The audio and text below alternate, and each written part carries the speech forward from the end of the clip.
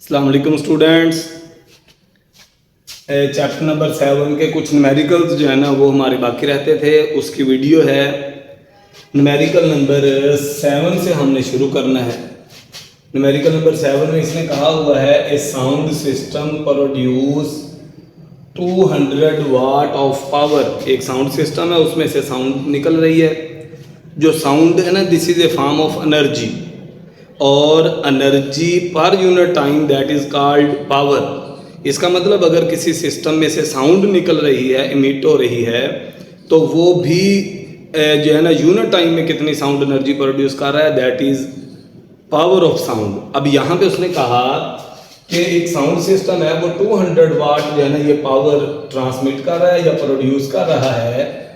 If the sound is detected at a crowd, अगर कोई sound जो है ना वो किसी जगह पे प्रोड्यूस हो रही है और वो साउंड प्रोड्यूस होकर आगे किसी क्राउड पे जा रही है, तो जो क्राउड पे जा रही है with an area of 150 metre square, उसका जो एरिया है वो 150 मीटर स्क्वायर है।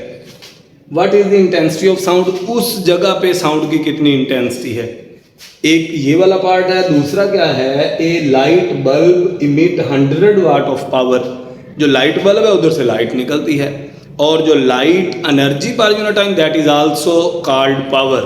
ठीक है। अब यहाँ पे वो कहता है लाइट बल्ब से जो पावर इमिट हो रही है वो 100 वाट है। If the light is spread out evenly over A sphere, अगर वो लाइट हर तरफ बराबर बराबर जो है ना वो ट्रांसमिट हो रही हो, स्प्रेड हो रही हो, with surface area 400 metre square, और उसका जो सरफेस एरिया वो 400 मीटर स्क्वायर है, वहाँ पे लाइट की इंटेंसिटी मालूम करें। सिंपल क्वेश्चन है, थोड़ा सा समझें। तो लिखा हुआ है, ए वाले पार्ट को सॉल्व किया। A sound system produce 200 watt of power. Power दी हुई है, पावर ये है 200 वाट, और आगे एरिया कितना है 150 मीटर स्क्वायर, ये उसका एरिया है। Area is equal to 150 metre square. Intensity उसने कहा मालूम करें। जो इंटेंसिटी है ये साउंड की इंटेंसिटी है। जब हमने इंटेंसिटी मालूम करनी है आई, तो इसका फार्मूला है इंटेंसिटी का, इंटेंसिटी बराबर होती है power per unit area, energy per unit time per unit area, ये इंटेंसिटी है, और एनर्जी पर यूनिट टाइम ये पावर है। तो power per unit area, power जो है ये कितनी है, यहाँ पे दी हुई है 200 वाट। इस जगह पे लिखेंगे 200 ओवर एरिया कितना है, ये 150 है, 150। तो इसको हम कट कर देते हैं, तो हमारे पास जो इंटेंसिटी आ जाएगी ये आ जाएगी आई इज इक्वल टू, ये जीरो इस वाली जीरो से कट हुई, 4/3 जो है ये बनता है 1.33 वाट पर मीटर स्क्वायर। ये हमारे पास इसकी इंटेंसिटी बनेगी। जो दूसरा पार्ट है इसका बी वाला, उसमें क्या कहा है, अब की बार उसने कहा कि 100 वाट जो है ना वो लाइट के बल्ब की पावर है। यहाँ पे लिख देते हैं पावर ऑफ, अकेला पावर लिखा रहने दें तो भी ठीक है, लाइट बल्ब जो है उसकी पावर लिखनी है तो भी ठीक है। कितनी पावर है, ये है 100 वाट, 100 वाट। और जो एरिया है जिसपे स्प्रेड हुई है वो है 400 मीटर स्क्वायर। एरिया जो है वो है 400 मीटर स्क्वायर। उसने कहा इसकी भी इंटेंसिटी मालूम करें। इंटेंसिटी मालूम करनी है power per unit area. Power कितनी है, ये है 100, और एरिया कितना है 400। ये वाट है और ये मीटर स्क्वायर। तो इंटेंसिटी कितनी बनेगी, इंटेंसिटी कितनी बनेगी, ये बनेगी आई इज इक्वल टू, इसको इस पे डिवाइड किया 100 ओवर 400, 20 से 20 कैंसिल होगी, तो 1/4 0.25 वाट पर मीटर स्क्वायर। ये हमारे पास इसके दूसरे पार्ट का आंसर है। अगले न्यूमेरिकल पे चलते हैं। 8वां न्यूमेरिकल है, a radio antenna broadcast 500 watt of power. एक रेडियो एंटीना जो है ना वो 500 वाट पावर जो है वो ब्रॉडकास्ट करता है, मतलब ये ट्रांसमिट करता है। If the signal is received at a distance of 10 kilometre, अगर फर्ज किया ये जो है वो इसका एंटीना हो, तो इसमें से जो सिग्नल है ना वो हर डायरेक्शन में ऐसे ट्रांसमिट होते हैं, इस तरह से ऐसे, ये इस एंटीना से। और ये कहता है कि ये हर तरफ जो है ना वो सिग्नल को ट्रांसमिट करता है। तो 10 किलोमीटर यानी यहाँ से लेकर यहाँ तक 10 किलोमीटर जो डिस्टेंस है वहाँ पे हम सिग्नल जो है ना ये रिसीव करते हैं। What is the intensity of signal, इस जगह पे सिग्नल की इंटेंसिटी कितनी होगी। देखें जो इसमें दिया हुआ है ना, अब की बार ये एरिया नहीं है, इसको हल करना शुरू करते हैं। सबसे पहले दिया हुआ है पावर, पावर कितनी दी हुई है, पावर इज इक्वल टू 500 वाट, और डिस्टेंस दिया हुआ है ये वाला 10 किलोमीटर डिस्टेंस, आर लिख लें 10 किलोमीटर। ये जो 10 किलोमीटर है ना ये बनेगा 10 multiplied by 10 is power 3 metre. ठीक है, अब ये हमारे पास है ना, आप इसको आर जो है ना ये लिख दें 1 multiplied by 10 raise power 4 metre, 3 + 1 4। जब इसका एरिया है तो वो एरिया जो होता है ना इसका ये है 4 पाई आर स्क्वायर। देखें स्फेरिकल शेप में होता है ना जब, तो एरिया आता है 4 पाई आर स्क्वायर। अगर यहाँ से सिग्नल निकल रहा है ना तो सिग्नल हर तरफ को जा रहा है, तो स्फेरिकल शेप में उसका एरिया बनता है। और उसका एरिया का फार्मूला होता है 4 पाई आर स्क्वायर। एरिया जो है वो है 4 पाई आर स्क्वायर। ए वैसे ही 4 पाई की जगह पे 3.14 और आर की जगह पे 1 मल्टीप्लाइड बाय 10 रेज़ पावर 4 इसका स्क्वायर। इस पे कैलकुलेटर लगाएं, ये बनेगा 12.56 multiplied by 10 raise power 8 metre square. ये हमारे पास इसका एरिया आ गया। अब एरिया भी मौजूद है, पावर भी मौजूद है, उसने कहा इंटेंसिटी मालूम करें। इंटेंसिटी आई का फार्मूला है पावर ओवर एरिया। पावर जो है ये है 500 ओवर वाट लिख लेते हैं, ओवर एरिया कितना है 12.56 मल्टीप्लाइड बाय 10 रेज़ पावर 8। इस पे कैलकुलेटर लगाएं तो आंसर जो है वो बन जाएगा तकरीबन 4 मल्टीप्लाइड बाय 10 रेज़ पावर -7 वाट पर मीटर स्क्वायर। ये हमारे पास इसकी इंटेंसिटी बनेगी। यहाँ पे न्यूमेरिकल कंप्लीट हुआ, इसके बाद इससे अगले न्यूमेरिकल पे चलेंगे। क्वेश्चन नंबर 9 देखें। An organ pipe has a length of 1 metre. एक पाइप है जिसकी लेंथ 1 मीटर है, ये कोई पाइप है ये वाला, और इसकी जो लेंथ है वो है 1 मीटर। लेंथ दी हुई है, length 1 metre. Determine the frequencies of the fundamental and the first 2 harmonics. यहाँ पे इसको लिखना चाहिए था determine the frequencies of the fundamental and the next 2 harmonics. ये जो फर्स्ट 2 लिखा हुआ है इसकी जगह पे क्या होना चाहिए, नेक्स्ट। जो बुक वाले ने आंसर दिया हुआ है ना उसके मुताबिक नेक्स्ट 2 हार्मोनिक्स लिखा होना चाहिए, क्योंकि अगर फर्स्ट 2 हार्मोनिक्स की बात करेंगे तो फर्स्ट हार्मोनिक फंडामेंटल ही होता है, और नेक्स्ट 2 हार्मोनिक्स उससे अगले जो है ना वो 2। इसको सॉल्व करेंगे, उसने स्पीड दी हुई है, speed of sound 340 metre per second. पहला है if the pipe is open at both hands. अगर दोनों साइडों से ओपन हो तो ये फंडामेंटल बनेगा, दोनों साइडों से ओपन। तो इसके लिए फार्मूला क्या होता है फ्रीक्वेंसी का, F is equal to V/2L। ये फंडामेंटल फ्रीक्वेंसी का फार्मूला है। इसमें वैल्यूज पुट करें तो V जो है ये कितना है 340 ओवर 2 और L कितना है 1। तो इसको कैलकुलेट करें तो 170 हर्ट्ज। ये हमारे पास आंसर आ जाएगा F1। जो F2 है ये बनेगा 2F1 और ये बनेगा 2 मल्टीप्लाइड बाय 170, तो ये बन जाएगा 340 हर्ट्ज। जब वो कहेगा कि F3 मालूम करें, जब वो कहेगा F3 मालूम करें, तो F3 आ जाएगा 3F1, तो ये आ जाएगा 3 मल्टीप्लाइड बाय 170, तो 510 हर्ट्ज। ये हमारे पास इसकी फ्रीक्वेंसी बनेगी।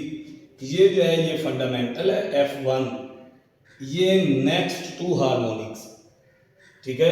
फर्स्ट 2 हार्मोनिक तो ये वाले दोनों हैं, ये फिर इस तरह लिखना चाहिए था फर्स्ट 3 हार्मोनिक्स, तो ठीक था, अदरवाइज ये नेक्स्ट 2 हार्मोनिक्स। इसी तरह से जब पाइप जो है वो क्लोज एट वन एंड हो, इस तरह से आ जाए ऐसे, तो इसमें जो ओपन साइड होती है ये एंटी नोड होती है, जो क्लोज साइड होती है ये नोड होती है। तो इसकी ये फंडामेंटल फ्रीक्वेंसी की वेव फॉर्म है। और इसकी लेंथ कितनी है, ये वाली लेंथ, ये लैम्डा बाय 4, और लैम्डा इसमें बनता है 4L। इसमें जो फ्रीक्वेंसी बनेगी, जो कंडीशंस है वो वही हैं कि लेंथ 1 मीटर है, स्पीड 340 मीटर पर सेकंड है। तो F1 जो है ये बनेगा V/4L, ये फार्मूला है। जब एक साइड से ओपन हो, एक साइड से क्लोज हो, तो V340/4, लेंथ कितनी 1, इसको डिवाइड करें तो हमारे पास F1 जो है ये कितना आएगा, ये आ जाएगा 85 हर्ट्ज। ये हमारे पास F1 आ गया।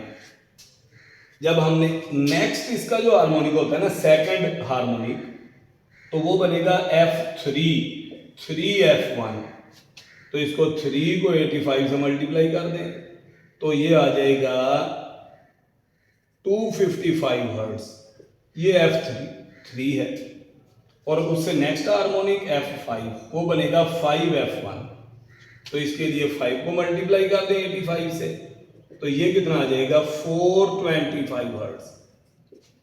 ये वाली जो है ये फंडामेंटल जो पहली होती है, फंडामेंटल, ठीक है। ये उससे अगली सेकंड, और ये थर्ड हार्मोनिक।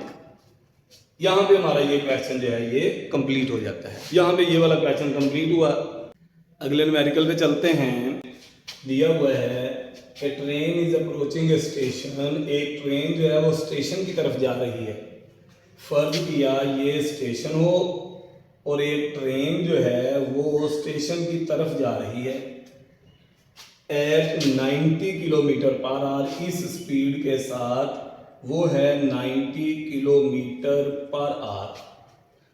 साउंडिंग ए विसल, इसने एक विसल बजाई ऑफ फ्रीक्वेंसी 1000 हर्ट्ज। इसने विसल बजाई और विसल की फ्रीक्वेंसी जो है ना वो 1000 हर्ट्ज है।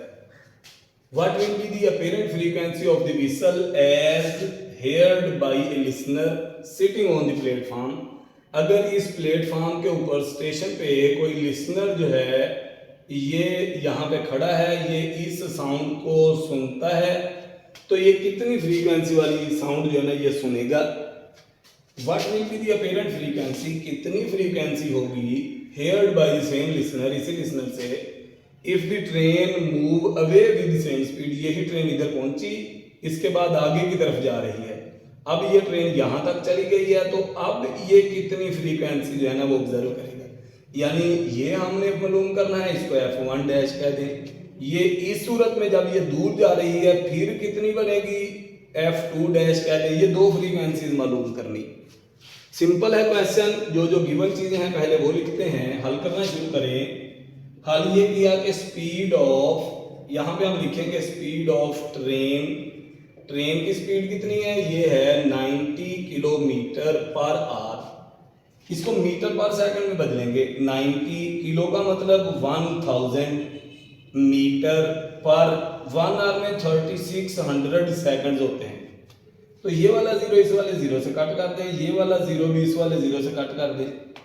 इसके बाद ये जो है ना वो 10,000, 90 और 9 4 36, इसको इस पे मल्टीप्लाई करके डिवाइड करें तो 25 मीटर पर सेकंड ये इसकी स्पीड आ रही है। मतलब ये जो ट्रेन उसकी तरफ जा रही है, सोर्स की तरफ, उसकी स्पीड है 25 मीटर पर सेकंड। और फ्रीक्वेंसी कितनी है फ्रीक्वेंसी जो है ये है f is equal to 1000 hertz, इतनी फ्रीक्वेंसी वाली वेव इससे इमिट हुई। स्पीड ऑफ साउंड कितनी है? स्पीड ऑफ साउंड यूएस कह देते हैं इसे, ये कितनी है? 340 मीटर पर सेकंड, ये गिवन है। अब अगर source is moving toward the observer, ये जो सिचुएशन पहली दी हुई है, source is moving towards the observer, source is moving toward the observer. अगर सोर्स ऑब्जर्वर की तरफ जा रहा हो तो उस सूरत में फार्मूला होता है F1 डैश कर लें is equal to V over V minus US into F, ये फार्मूला है और इसी फार्मूले में वैल्यूज पुट करेंगे। तो F1 dash is equal to V कितना है? Speed of sound 340 metre per second. ये जो US लिखा हुआ है ना, ये यहां पे लिखना चाहिए V, ये वाला, और ये वाली जो सोर्स की स्पीड है ना, इसके लिए यहां पे लिखना चाहिए US। ठीक कर लें कि ये जो स्पीड है इसको लिखें स्पीड ऑफ सोर्स, सोर्स की स्पीड। ये जो V है this is speed of sound, ये सोर्स की स्पीड है ओवर 340 माइनस सोर्स की स्पीड कितनी है? वो है 25 मल्टीप्लाइड बाय F कितना है? यहां पे जो दिया हुआ है वो है 1000। तो F1 डैश कितना बना? 340 डिवाइडेड बाय 315 मल्टीप्लाइड बाय 1000। इस पे कैलकुलेटर लगाएं तो F1 डैश की वैल्यू आ जाएगी। कैलकुलेटर लगाएं, शाबाश। कैलकुलेटर लगाएंगे तो आ जाएगा 10079 पॉइंट समथिंग, जितना भी आ जाए 36 हर्ट्ज, जितना भी आ जाए, जो भी आपके कैलकुलेटर पे आएगा वो इसका आंसर है। दूसरी क्या सिचुएशन है? यही वाला मामला। अब वो ये कहता है source is moving away from observer, ये स्टेशन है और ये है ऑब्जर्वर, ये ट्रेन है, ये है source. Source is moving away from observer. इस सूरत में यहां पे लिख देते हैं source is moving away from observer. इसके लिए फार्मूला बनेगा F2 डैश लिख दें तो बनेगा V over V plus US into F, ये फार्मूला बनेगा। अब जब हम इसमें वैल्यू पुट करेंगे तो F2 dash is equal to V कितना है? वो वही है 340 ओवर 340 प्लस 25 मल्टीप्लाइड बाय 1000। तो F2 डैश आ जाएगा 340 ओवर 365 मल्टीप्लाइड बाय 1000। कैलकुलेटर लगाएं, शाबाश। 931.51 हर्ट्ज, ये हमारे पास इसका आंसर आ जाएगा। यानी जब वो ट्रेन उसकी तरफ आ रही है तो फ्रीक्वेंसी जो है वो ये बनेगी, अगर ट्रेन उससे दूर जा रही है तो फ्रीक्वेंसी ये बनेगी। यहाँ पे हमारा न्यूमेरिकल कंप्लीट हुआ, यहाँ पे इस चैप्टर के न्यूमेरिकल भी कंप्लीट हुए।